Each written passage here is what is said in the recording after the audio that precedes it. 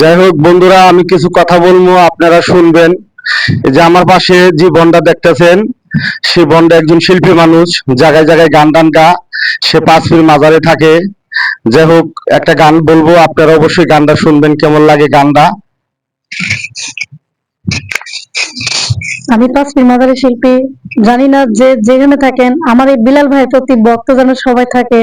আর আমি একটা ছোট্ট একটা গান গাবো, এই গানের মাধ্যমে তাকে সাপোর্ট করেন বেশি। ওরে ভুলি করি আমি ভুল মানুষের সঙ্গে জীবনটারে সাজাতে চাইলাম,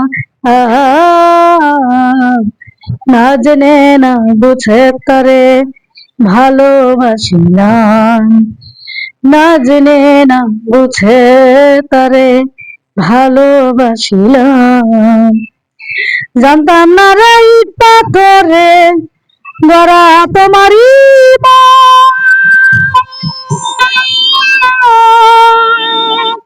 তাই বুঝি কখনো তুমি হও নাই আপন।